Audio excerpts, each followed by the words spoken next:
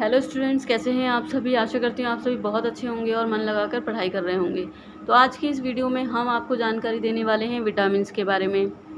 आपने school time में इसके बारे में तो पढ़ा ही होगा विटामिन्स के बारे में, लेकिन जब आप प्रतियोगी परीक्षाओं की तैयारी कर रहे होते हैं तो आपको हर एक टॉपिक के बारे में डीप में स्टडी करनी पड़ती है। इसी प्रकार आपको विटामिन्स के बारे में बहुत ही डिटेल में पढ़ना पड़ेगा, तभी आप कॉम्पिटिटिव एग्ज़ाम में इससे संबंधित प्रश्नों को हल कर पाएंगे।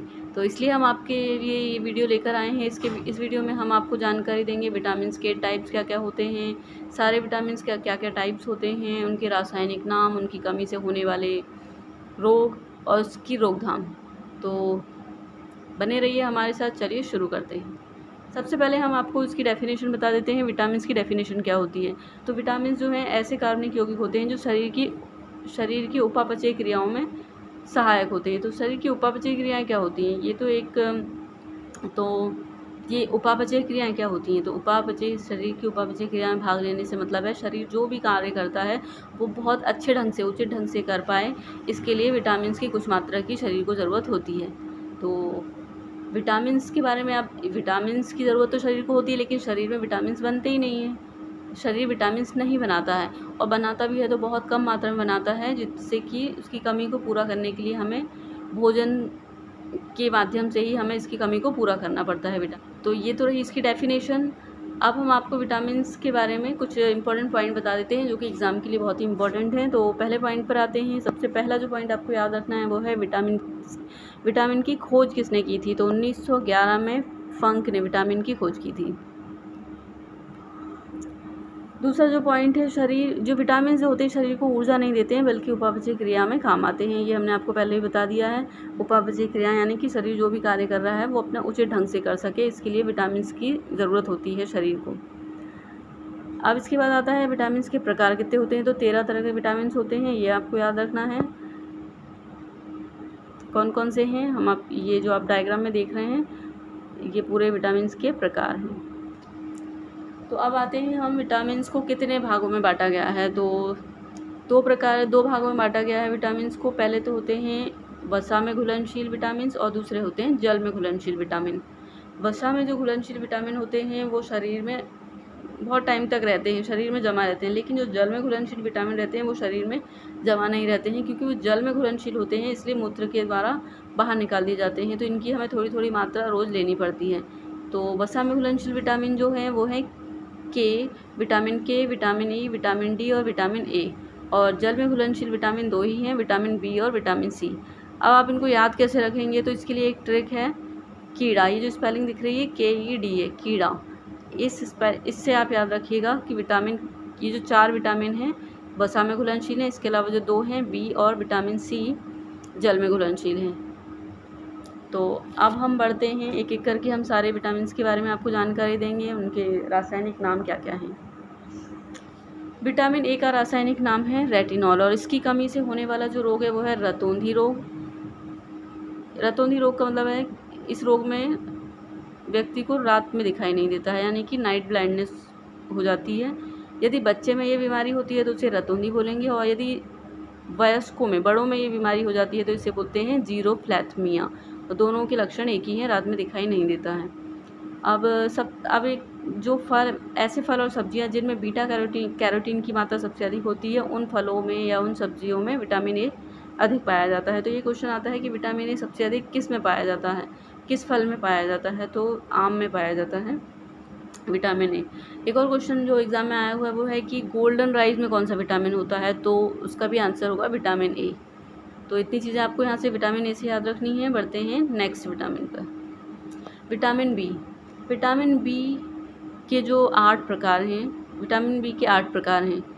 तो एक एक करके हम इनके नाम नाम बताएंगे, और उनके रासायनिक नाम, ये इनके रासायनिक नाम ही पूछे जाते हैं एग्ज़ाम में, तो आप इनको याद रखिएगा।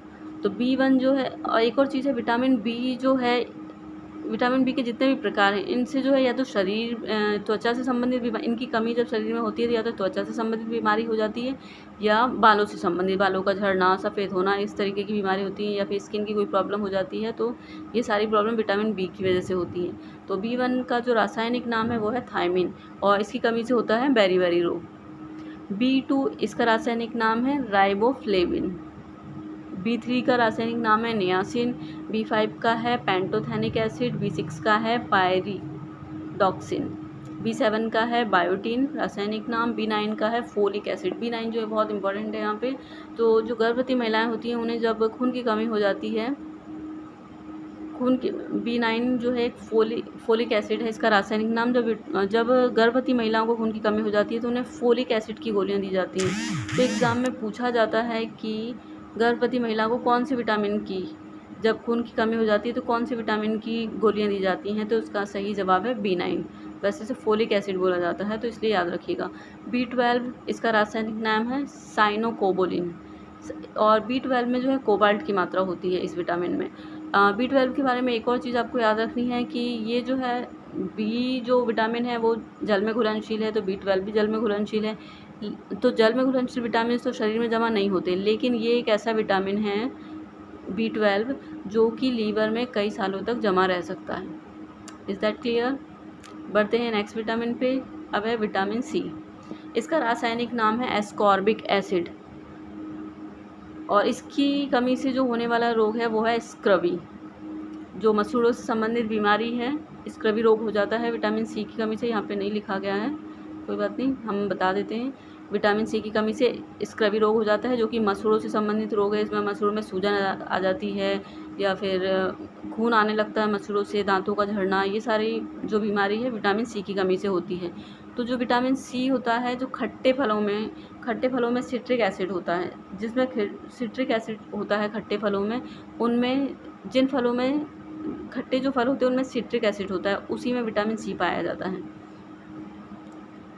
तो ये जो बीमारी है सबसे पहले नाविकों में पाई गई थी, तो इसलिए इसे नाविक रोग भी कहा जाता है। इसके अलावा एग्ज़ाम में एक क्वेश्चन पूछा जाता है, कौन सा विटामिन है जो शरीर नहीं बनाता है, मानव शरीर नहीं बनाता है, तो वो है विटामिन C। ठीक है, तो इसके लिए विटामिन C की कमी को हम खट्टे फलों से, सबसे ज़्यादा जो विटामिन C है वो आंवले में पाया जाता है, नींबू में, आंवले में, इनमें विटामिन C की मात्रा होती है, तो इनके सेवन से हम इसकी कमी को पूरा कर सकते हैं। बढ़ते हैं नेक्स्ट विटामिन पे, जो है D। विटामिन D इसका रासायनिक नाम है कैल्सीफेरॉल, और इसकी कमी से रिकेट्स नाम का रोग हो जाता है। ये एक हड्डियों का रोग है। जब बच्चों में ये रोग हड्डियाँ कमज़ोर हो जाती हैं या हड्डियों का रोग हो जाता है तो इसे रिकेट्स बोलते हैं। जब वयस्कों में ये बीमारी हो जाती है विटामिन D की कमी से हड्डियों की बीमारी हो जाती है तो उसे बोलते हैं ऑस्टियोमलेशिया। ठीक है, और विटामिन D के 2 प्रकार हैं। विटामिन D जो है दो विटामिन से मिलकर बना है, D2 और D3। D2 का जो रासायनिक नाम है आर्गो कैल्सीफेरॉल है, और D3 का है काले कैल्सीफेरॉल। अब D2 जो विटामिन है ये हम भोजन के द्वारा भी ले सकते हैं, लेकिन जो D3 है ये सिर्फ सूर्य की रोशनी से प्राप्त होता है। सूर्य की रोशनी में बैठने से ही हमें विटामिन D3 मिलता है। तो वैसे विटामिन D पूरा जो है विटामिन D2 और D3 से मिलके बना है, और इसकी कमी हमें सूरज की रोशनी से मिलती है। बढ़ते हैं नेक्स्ट विटामिन पे, जो है विटामिन E। विटामिन E का रासायनिक नाम है टोकोफेरोल, और इसकी कमी से जो बीमारी हो जाती है वो है जनन क्षमता में कमी, यानी कि बांझपन आ जाता है, इनफर्टिलिटी। तो इसकी कमी को पूरा, और विटामिन E को जो है ब्यूटी विटामिन भी कहा जाता है। यहाँ से आपको इतना ही याद रखना है। अब आते हैं विटामिन K के बारे में। विटामिन K इसका रासायनिक नाम है फिलोक्विनोन, और ये शरीर में रक्त का थक्का जमाने में काम आता है। रक्त का थक्का जमाने से मतलब क्या है, यदि आप कहीं पे शरीर में कहीं चोट लग जाती है तो थोड़ी देर रक्त बहने के बाद थोड़ी देर में वहाँ पे रक्त का बहना रुक जाता है, तो इसको बोलते हैं रक्त का थक्का जमना। यानी कि जो विटामिन K जो है, लीवर में विटामिन K जो है कुछ प्रोटीन का संश्लेषण करता है जो कि रक्त का थक्का जमाने में मदद करते हैं। यदि विटामिन K की कमी हो जाए तो इसमें एनीमिया रोग हो जाता है, क्योंकि रक्त का कहीं चोट लग जाए तो रक्त का फ्लो बहुत ज़्यादा हो जाएगा, तो शरीर में रक्त की कमी हो जाती है, तो इसको एनीमिया रोग हो जाता है। तो इसकी कमी को हम कैसे पूरा कर सकते हैं, तो विटामिन K के भी 2 टाइप्स होते हैं, K1 और K2। तो विटामिन K1 जो है वो पौधों से यानी कि फलों से, और पौधों के द्वारा जो फल हैं, सब्जियां हैं, इनके ग्रहण करने से, हम भोजन के रूप में लेने से विटामिन K की कमी को पूरा कर सकते हैं K1 की। लेकिन जो K2 है वह एनिमल से बने प्रोडक्ट से ही इसकी कमी पूरी होती है, जैसे कि मछली, अंडा, इनको खाने से K2 मिलता है। जबकि K1 जो है, जैसे इसके ब्रोकली में सबसे ज़्यादा विटामिन K होता है, केले में और सीताफल में। इस तरीके के जो फल हैं इनमें विटामिन K की मात्रा होती है, तो इनके सेवन से इसकी कमी से बचा जा सकता है। तो ये सारे हमने आपको विटामिन्स की जानकारी दे दी है। तो आपको वीडियो पसंद आया है तो लाइक कीजिएगा, सब्सक्राइब कीजिएगा हमारे चैनल को और कमेंट करके हमें बताइएगा कि आपको ये वीडियो कैसा लगा। तो वीडियो देखने के लिए थैंक यू सो मच।